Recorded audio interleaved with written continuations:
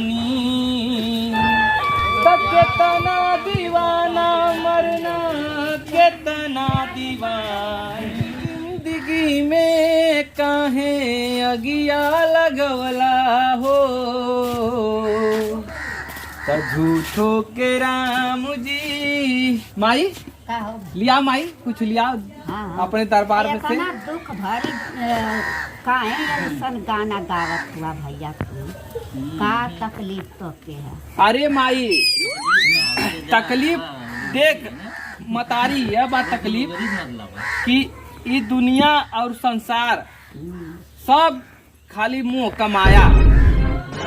यहाँ हमके इतना जख्म इतना दर्द मिलल न माई कि हम कौनो ओकर बयान न। यही से हम ये दुनिया से हार मान के एकदम एक तमोड़ी झमोड़ी उठा ले माई, साधु के रूप धर ले माई। जान हमके जगह जगह के कदम कदम पर मतारी न धोखा धोखा मिलल। इतना धोखा मिलल न मतारी न कि हम यही से ये दुनिया से एकदम मुंह माया छोड़ के एकदम एक तमोड़ी झमोड़ी साधु के रूप डाले ले माई। हाँ तो इतना दुख भरी ना कहानी कहल जाला। अरे माई जब दगा मिल जाई ना केहू कमी पूरा करता हमार ना तोहारी आवता।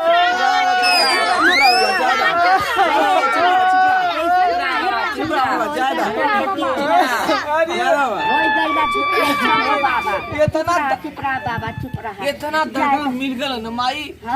इतना दगा मिल गई ये दुनिया से हमके तन को जिए के मनवा न करता। अरे यही में दुनिया संसार जियती न है वही तरह तो जिया। अरे मतारी यही से हमारी तमोड़ी जमोड़ी उठा के साधु का रूप धरेली मतारी। हाँ तो जब जब उन्होंने याद आवत हमके न हमारे आँखिया से एकदम झर झर झर झर एकदम बहुत। अरे माई अब का करी बता तू। जाए तो बाबा जाए मत रोवा बाबा। मिल गए दुनिया में ना कि हमके केहू जहर दे दी तो हम पी ले माई। अरे नहीं हो बच्चा एक बेर जन्म मिलला दोहरा ना मिलला। ऐसा काम मत करिया बच्चा, दुख सुख सब यही साथे है। अरे नहीं रे माई हमके उनके याद आवत है ना तो मन करत है ना कि हम मर जाई रे माई। अरे बाबा ये सब जिन करा बाबा, ऐसा जिन करा। हम आऊ ना मतारी अच्छा खासा न कमात खात रही। जब हमारे पास पैसा रहे ना फोन कई के ना माई कुल मांगत रहनी फुसला फुसला के जइया हम कंगाल हो गई ना माई।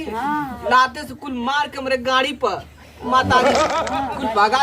अब पुआ कुल आज हम सोचत ही ना माई हमके बहुत अघरत रे माई।